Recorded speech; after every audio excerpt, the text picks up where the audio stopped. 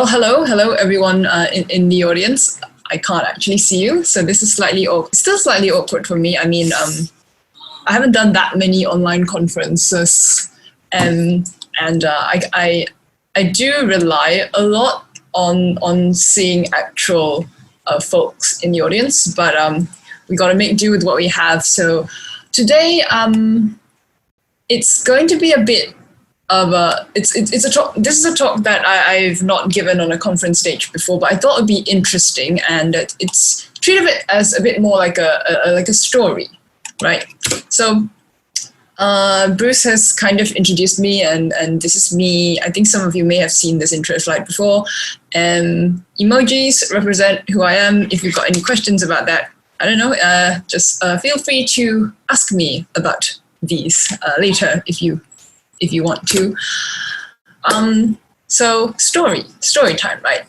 I wrote this article last year, which is called Where Did CSS Named Colors Come From? And now CSS named colors, I feel, is something like think of it as a rabbit hole that goes deeper than Alice falling through the looking glass. Now, the reason for this is that I run a local meetup called Singapore CSS, and it's a monthly meetup, and we have this little segment every month that goes CSS Color of the Month, because there are 148 named CSS colors. And when the meetup first started, I did the math and figured like 12 years worth of CSS colors, we'd probably run out of meetups before we ran out of colors. So that was the thing.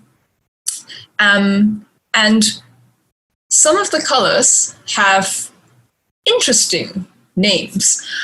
And I thought I would dig a little into like the history, and boy, was it a rabbit hole. So just to start off, I'm gonna just put this quote up. I think it's from one of the color specs that says that 16 of CSS's named colors came from the HTML spec originally, and these are the 16, and the rest of the, I would say, funky names come from the X11 color system. And we'll circle back to this later on in the presentation, but I really want to highlight that you should read this thing by a professional. So it is an article in Stripe, like the payment company Stripe. They do this publication about lots of different topics, and this was an article in their front-end development issue, I think a couple months back, by Chris Lilly. And Chris Lilly, for those of you who don't know him, he has been involved with the W3C CSS working group since like the very beginning. I believe he co-chaired for, like, the reason we have web fonts is because of him, the reason that a lot of things that we, like, so this was an interview with him because he was there from the beginning and was very involved. He could answer a lot of the interesting questions that people had about like why CSS is the way it is, especially for those of us, like including myself, who came into web development like way later than 1996 when the CSS spec was first released. So highly recommend this. I'll share my slides and also links to all of this later, but highly recommend you read this very professional article. But moving on, I'm going to start off everything with this quote from Sir Isaac Newton. Now, I'm not going to read it, but you might be thinking, why? Why are we going so far back in time? Well, I feel that back in the time of the Renaissance, we seem to have a lot more polymaths than we do now. Now, it seems like we've gone towards specialization a lot, you know, the coming centuries. But back in the day, scientists were artists, they were also architects, they were mathematicians, they were musicians, and they were poets. There were so many things, you know, because I feel that it's a very holistic way of viewing things. And I know a lot of folks are familiar with Sir Isaac Newton as you know, his theory of gravity, but he also published this book called Optics, which was a lot about light and color, like the prism experiments that he did.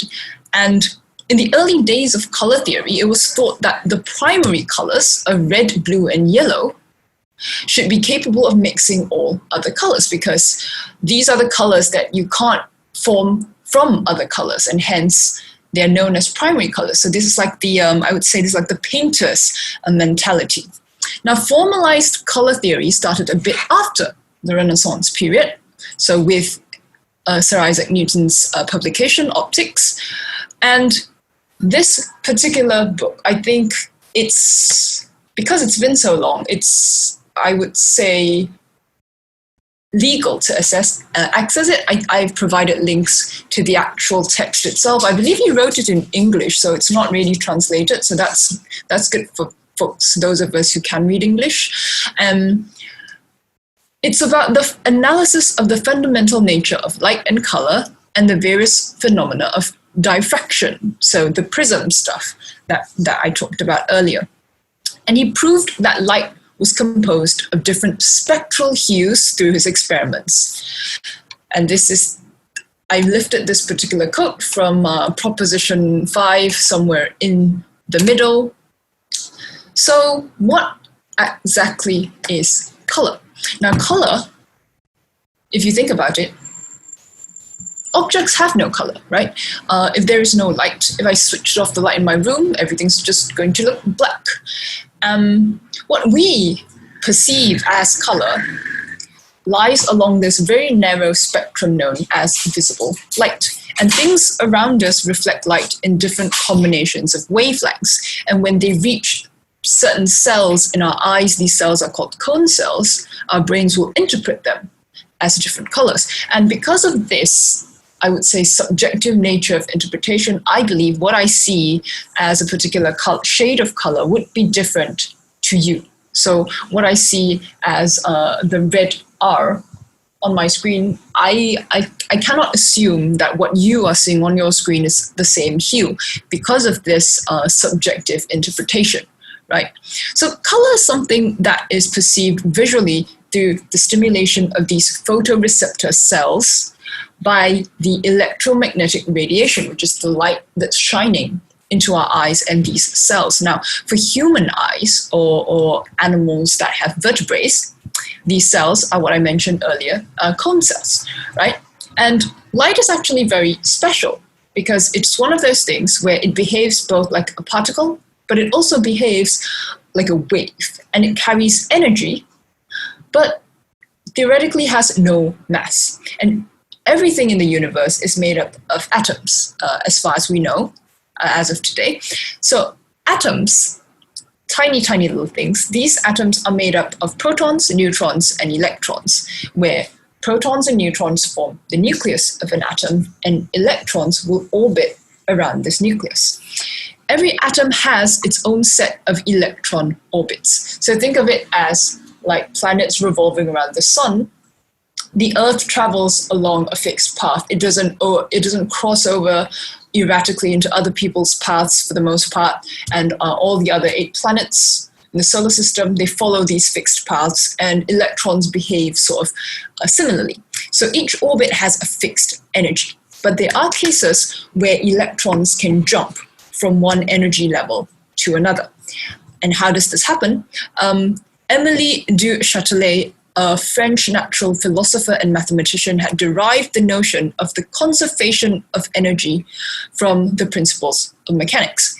So in plain English, it just means that energy cannot be created or destroyed. So if we put these two pieces of information together, it's very weird that electrons can jump orbits, because where does this extra energy go, or where does it get all this extra energy? And the key here is the absorption or emission of photons, because each atom has a unique set of energy levels. And so each transition, when an electron jumps a level, this corresponding change in energy will result in a unique photon energy, frequency, and wavelength. So these photons are what reaches our photoreceptor cells in our eyes. So depending on the number of photons that are absorbed by these proteins in our photoreceptor cells, that's how these cells get stimulated.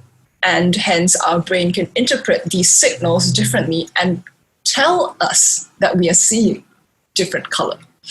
So that was really, really fascinating to me to sort of dig into and find out. Gonna throw more terms at y'all.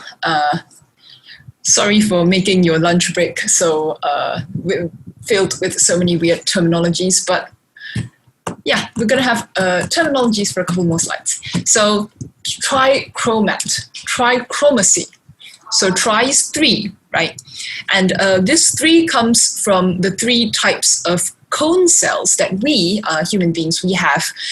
And these 3 cone cells each have their respective sensitivity. So if we look at this graph, there's a blue curve, a green curve, and a red curve, and some wavelengths along the x-axis.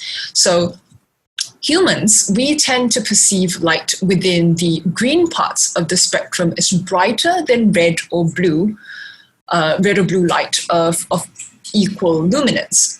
So in that sense, we are slightly more sensitive to green, the average human being, let's put it that way. So in about 1802, the British polymath Thomas Young, he introduced this idea that we have 3 types of photoreceptors, and each of them are sensitive to a specific range of visible light. And I think you can see where I'm going with here with red, green, blue, RGB, which I will mention quite a lot later.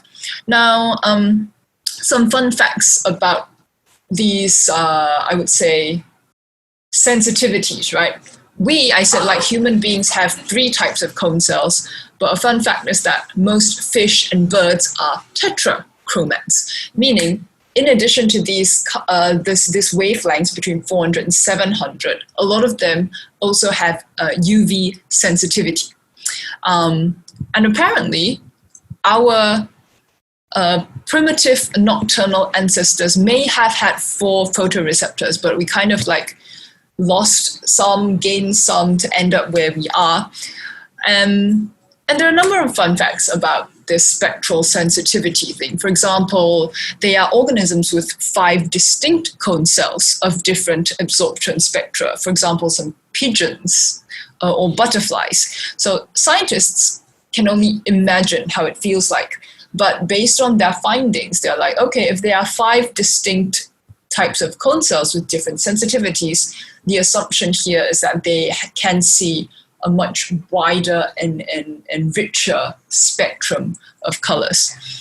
And so there is a statistic amongst humans is that males are more likely to be colorblind than female. Now this is because the genes for pigments in the green and red cones lie in the X chromosome.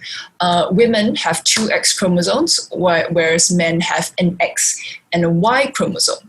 So if you want to, how I imagine it is that, think of it like women have a backup. So if one of the red or green, I would say that the genes are a bit off, we kind of have a second backup. But if you're a male and you have only 1 X chromosome and the gene is slightly defective there, and you may end up, being colorblind in like certain classes of color blindness.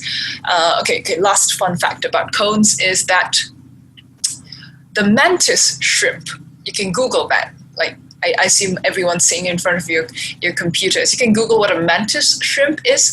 They have 12 to 16 types of photoreceptor cells and can perceive wavelengths of light from deep ultraviolet to far red. So mantis shrimp eyes, very fascinating. Anywho, again, more color terms. I would like to sort of explain what a color space is because it's quite relevant to what's going to happen for the rest of the talk. A color space is essentially a resultant set of colors when a color model is associated. I'm not going to read the explanation. So basically, the color space is an organization of colors, and the reason we have this is for reproducible representations of color.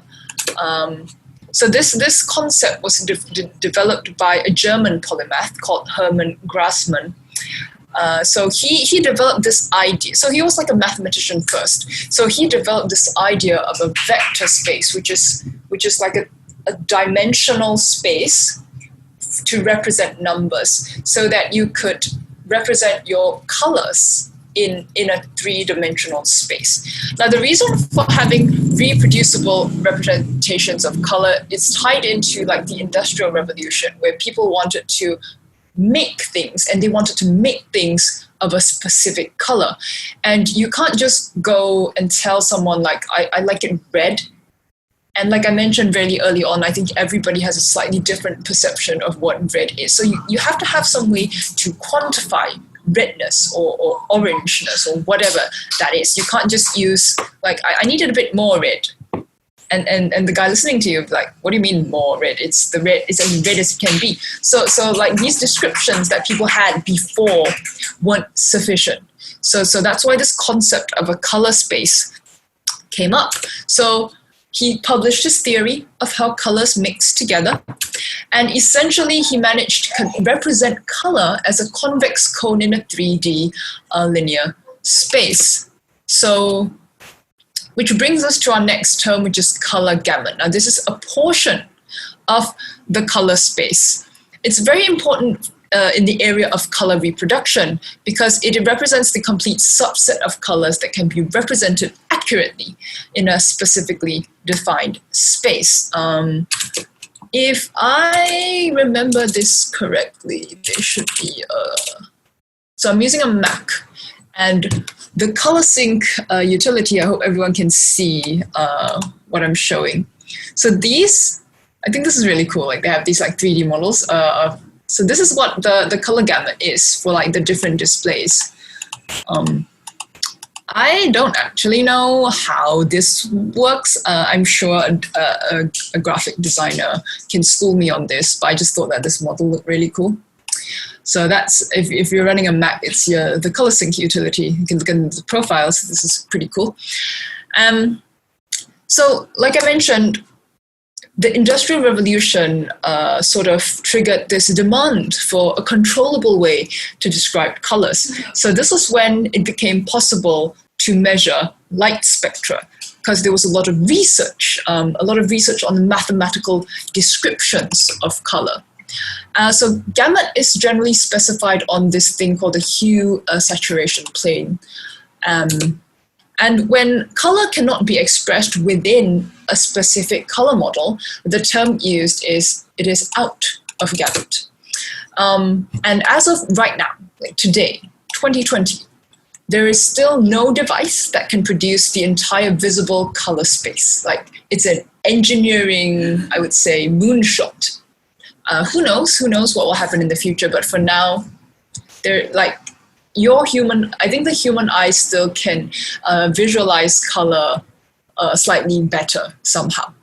And so I provide a link to this English translation of this theory of pigments by Erwin Schrödinger. So those of you who are slightly more familiar with physics would think, oh, Schrödinger. You might have heard of Schrödinger from his physics experiments, Schrödinger's cat. Yes, that same Schrödinger. He wrote a theory of pigments because he also did a lot of intensive research into color theory.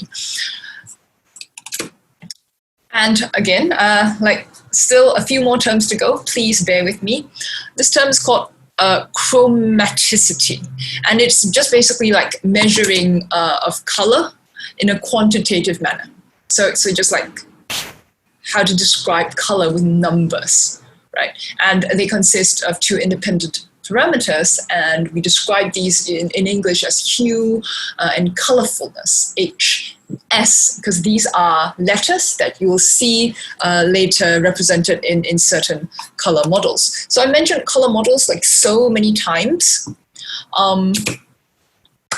So what are color models? Now, in simplified terms, I know we talked a lot about light earlier, but light is kind of dealt with by human eyes, I would say, two ways, right? Light is either emitted from a source or it's reflected of a source. So broadly speaking, they are additive color models and subtractive color models. So an additive color model would appear something on the left. I hope we are talking about the same left. So additive, while subtractive is the one on the right. And so a color model, basically, it's just this abstract mathematical model that describes the way colors can be represented as numbers. And there are actually 5 major color models. I'm not going, may or may not go through all of them, depending on the time. But there's CIE, which I will go through in more detail later. CIE is, it's actually a French name. Someone once asked me, like, I read the English translation, and they're like, where does the C, the I, and the E come from? It's definitely a French name. The E is like the éclairage or something. Not sure, but they did come up with a new. They're like a international. They're like a color standards body, I would say, and they came up with a number of color models. RGB in 1931. There's one called XYZ. There's LAB, LUV. So lots of different models. There's another one also called YUV. Where Y stands for a brightness component, luma. U and V are the color components, the chrominance components. And so this particular model was actually invented when engineers wanted color television. So television, when it first started, was black and white. It was a black and white infrastructure. And there were 2 different thinkings behind how to adopt a color television, like from an engineering perspective. So you could either build on top of the existing transmission protocols that were like, they were full black and white, but they're like, it's existing infrastructure, can we build on top of it to do color? Or you'd need like a new model altogether. So now that we're talking about television, it's actually time for a segue about these bars. I don't know how familiar these are to some of our, younger audience who don't watch actual televisions anymore. But back in my day, television channels didn't play 24 hours. They were like set program times. And after 10 p.m., you'd see these color test bars and then a tone of a certain frequency, like doo, or something along those lines. I don't have perfect pitch, whatever. So I thought these color bars were fairly interesting because they are there not just because they look pretty, because colors are colorful. They're actually used for engineers to calibrate the television.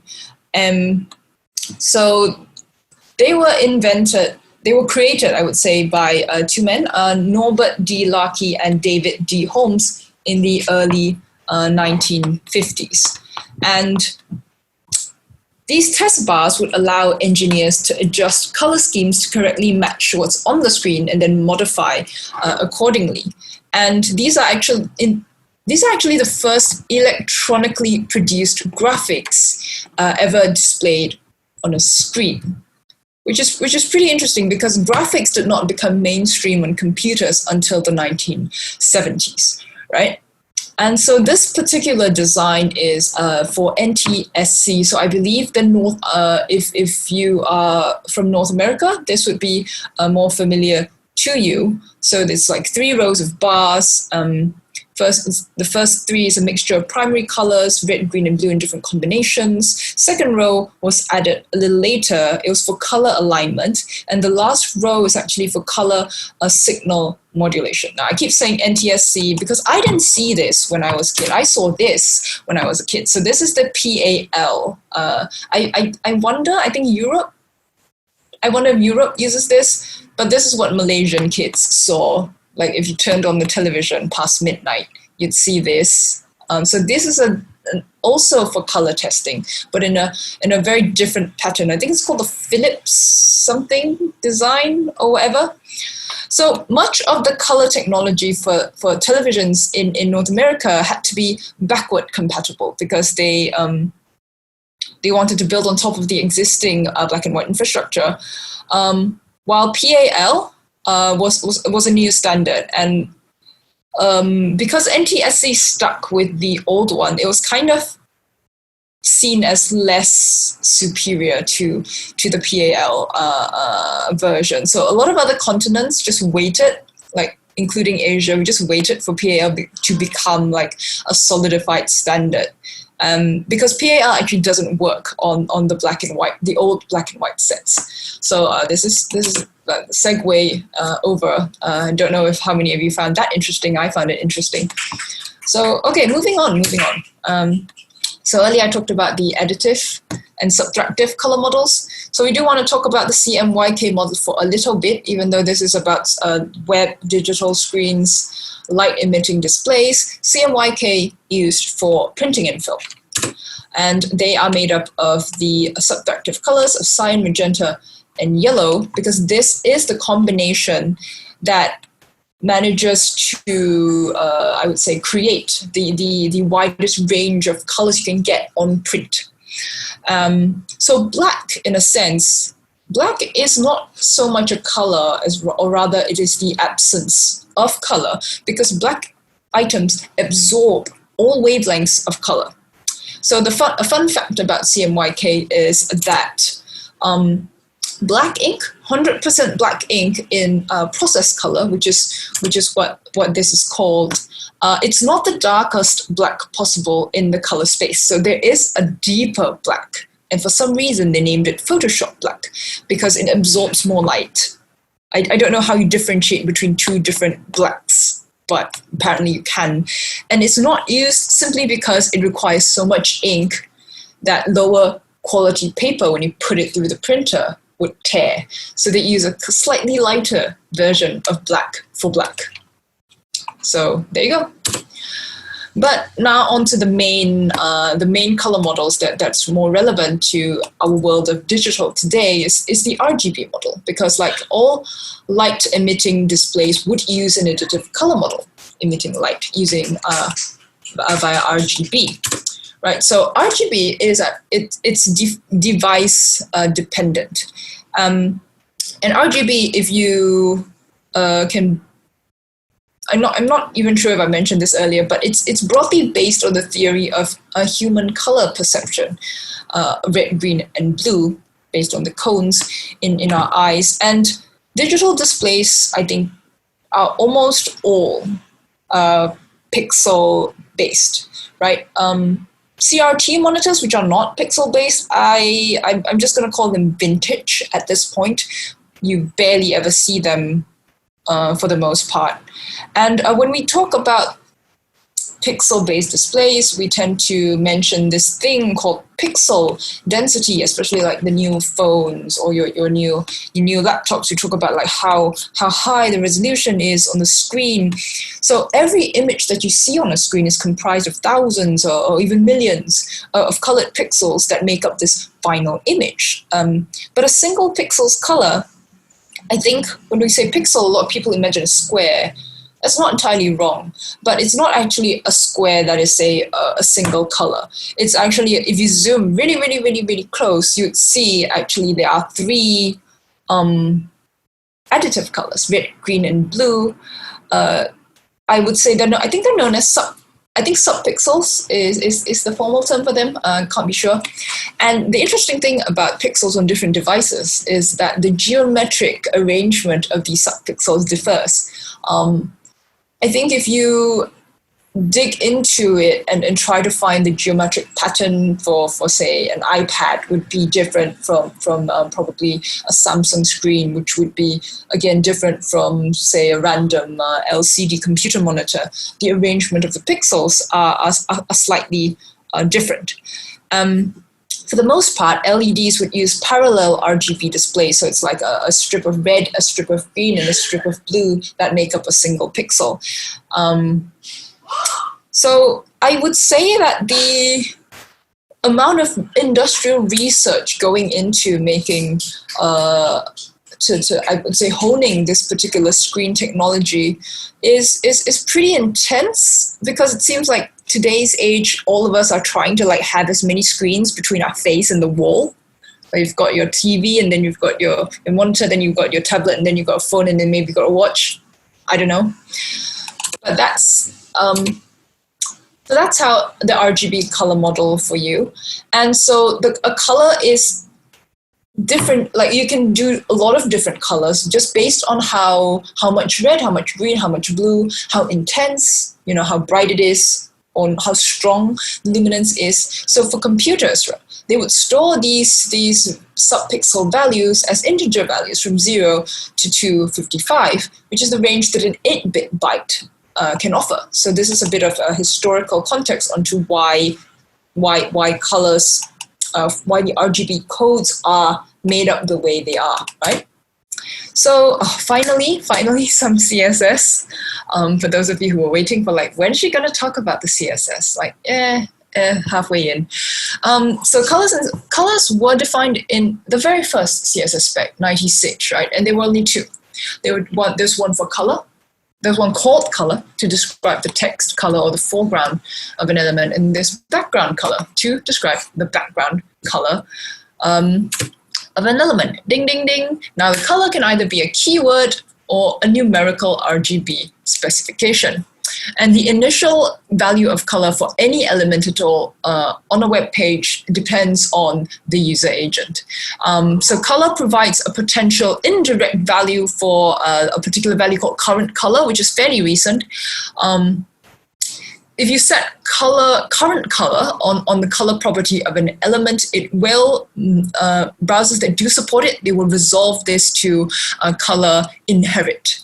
And so the initial value of background color, however, is transparent. We will briefly touch on transparent a little later. But when I mentioned that color can either be a keyword or numerical RGB specification, hex codes are essentially just RGB colors, but in a hexadecimal notation. So a hex code nowadays, like the newest editions of browsers, support the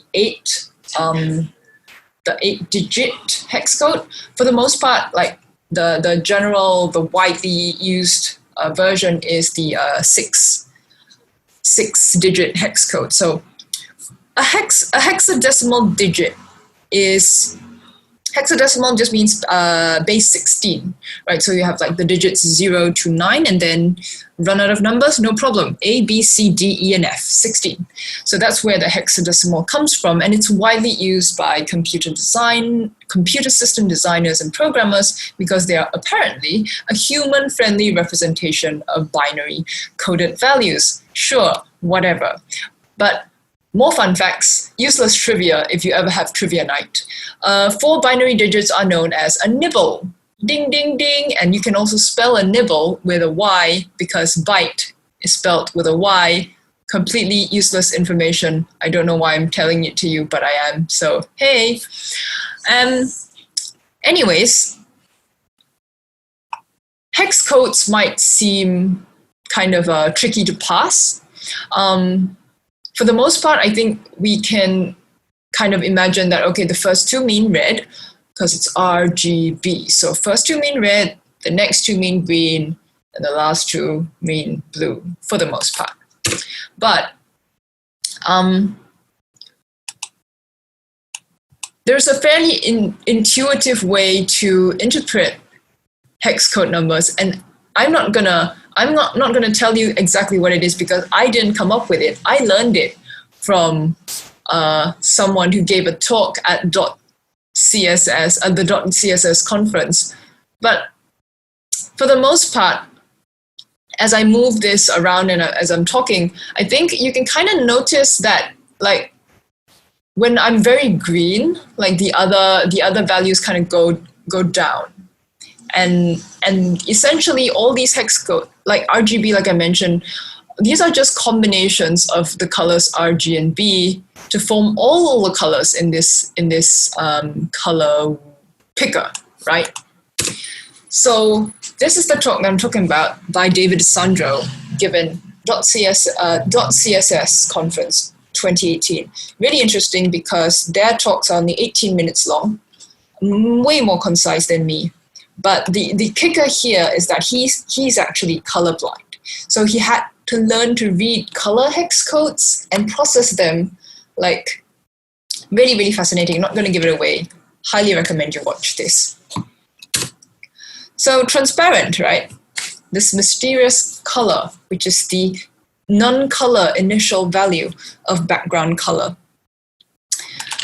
When we talk about background color having a default color of transparent, the document canvas itself, right? It is an infinite surface over which the document is rendered, and no element actually corresponds to the canvas. So the only way it can get styled is by propagating the background of the root element, like the root element, the HTML element, right? So the background of the root element becomes the background of the entire canvas. So I came across another interesting article. It was on Dev2, and someone tried to fell down another rabbit hole onto like what is actually the color of the background of a web page. So I linked to that article in the references. But this transparent, this value has existed since CSS1, but you could only use it for background color back then. And then CSS2 came along and decided that, okay, you can use transparent in border color as well. And finally, in CSS3, you were allowed to use transparent in any and all web elements. Again, I kind of feel like this talk has devolved into a trivia night talk. But essentially, transparent just computes to RGBA 0000. So like black, but no alpha. Which brings us to the sRGB color space, because again, I'm trying to relate this back to my earlier opening of CSS named color. So we're almost there, bear with me.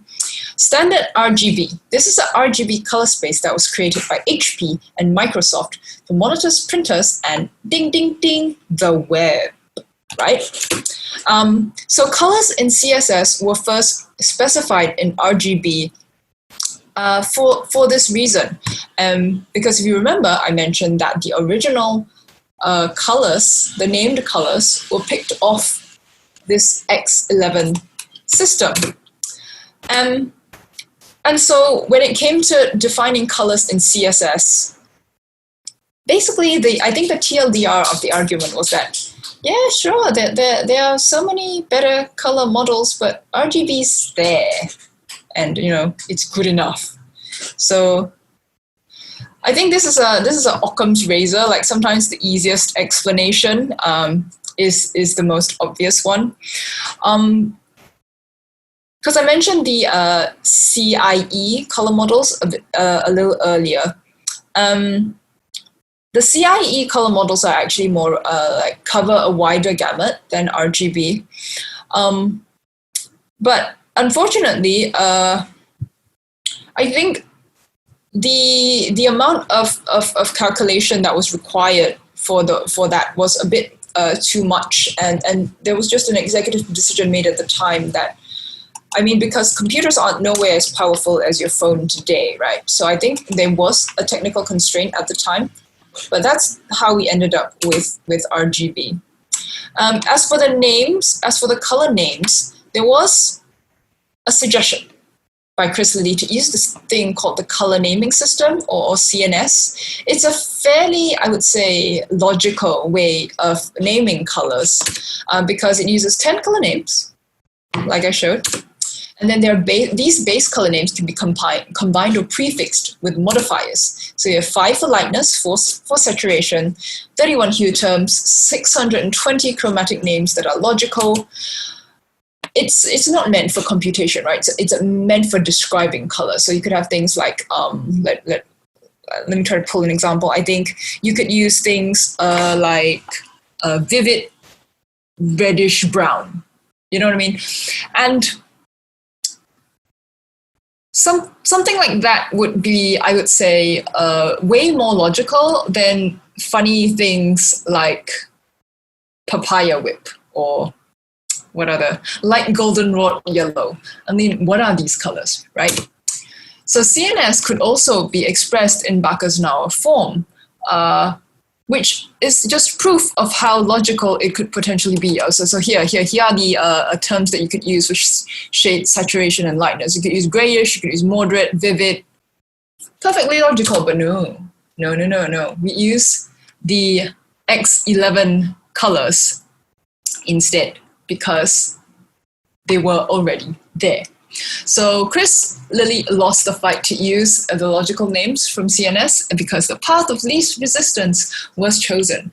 I've got another fun anecdotal story about the named colors because if you had noticed, the 16 colors that I mentioned earlier did not include the color orange.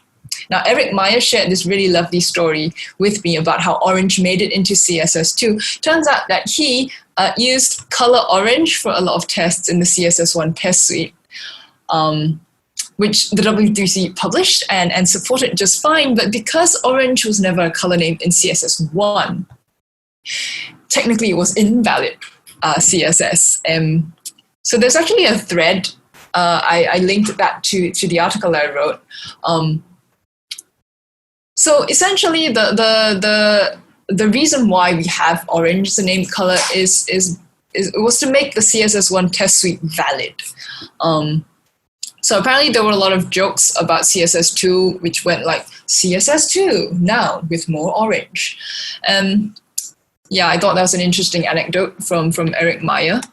It just I don't know. It just highlights to me the fact that, like, when we think about the spec authors and these like W3C CSS working group people, we think that they're these like holier than thou kind of people. No, they're just normal people like you and I, and they kind of miss things out from time to time as well.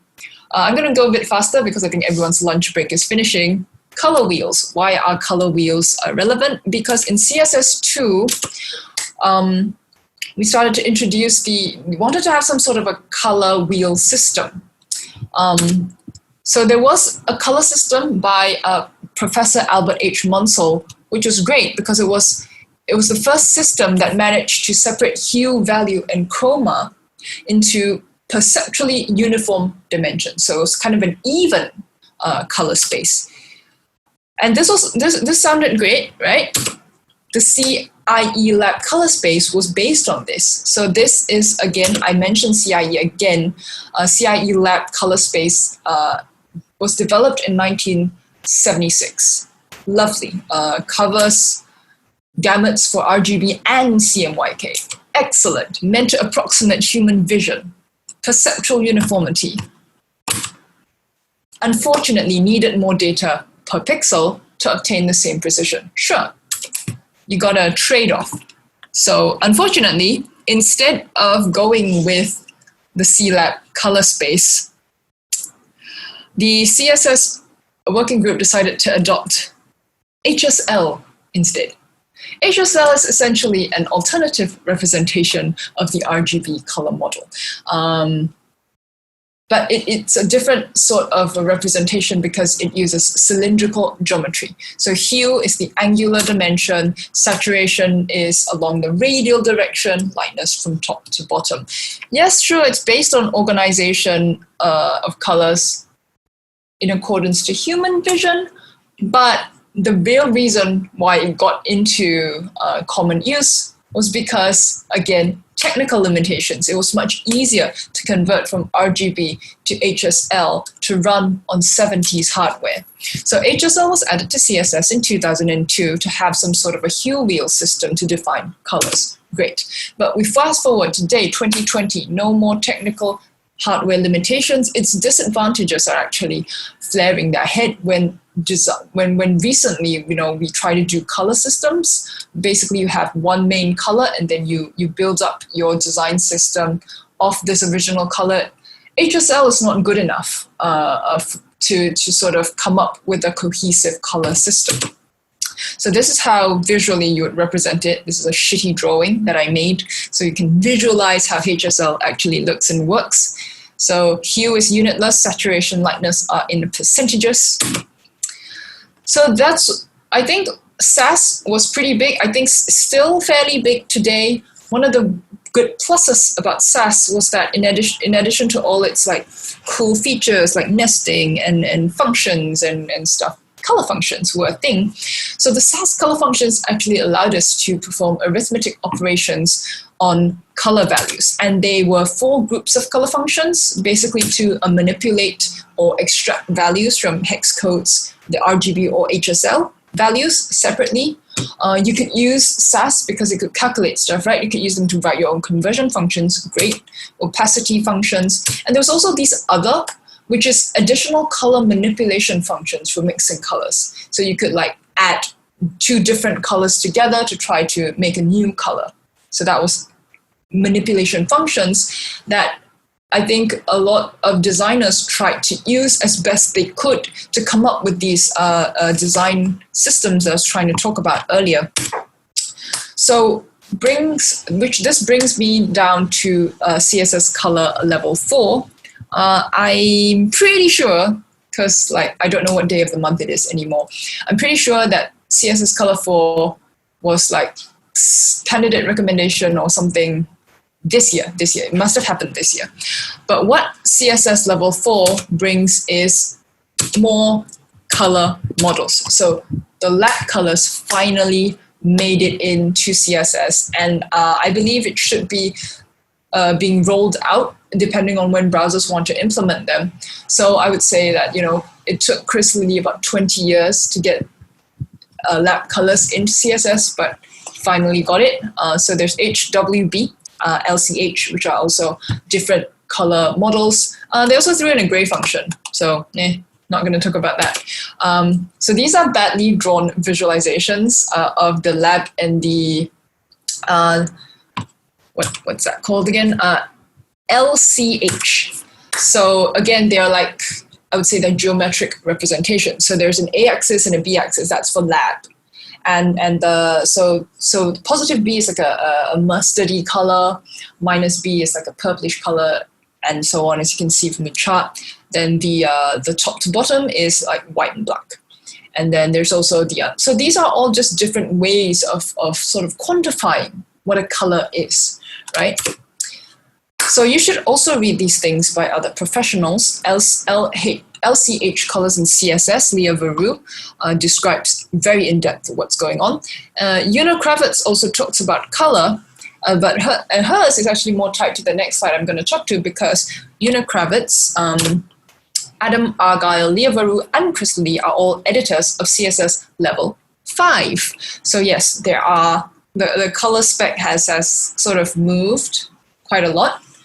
And so in Color 5, they are, if you can remember, I mentioned the color manipulation functions in SAS. They were okay, but I think these are better. So this is how the spec proposes them. I don't think anyone has implemented these yet, but I can explain how it generally works. So there is a color mix function that allows you to mix 2 colors and then the percentage at the back is just how much of the first color you want to add. And I believe by default, it uses LCH or lab colors, but I think they're trying to let authors define what color models to use, given that CSS4 introduced a wider range of color models. So that's a big plus. There's also the color contrast function. Personally, I like this one a lot because it's really great for checking contrast. So you give it takes in any number of arguments, right? So in this particular example, I put in 4 colors. And I think the first color is the base with which to compare with. So the other 3 colors, Chart Reuse, Firebrick, and Ghost White, are compared to purple. And Ghost White, so this color contrast function would return me Ghost White, because Ghost White has the highest ratio of 8.9. So I think color contrast is a really useful function to have. And then you have color adjust. So this is very familiar to me as a SAS function, where you could adjust the lightness or darkness of a particular color. So these are, I feel, a lot of enhancements that have been brought over to native CSS actually from SAS. And this is really interesting to see, which brings me to the end of this very random color talk. I hope you found it interesting and not too boring. Lots of resources that I recommend. You don't read all at the same time, but like if you're bored, just randomly click on one. They're pretty interesting. And yeah, that's about it. I don't think there's much time for Bruce to mercilessly interrogate me, but we shall see.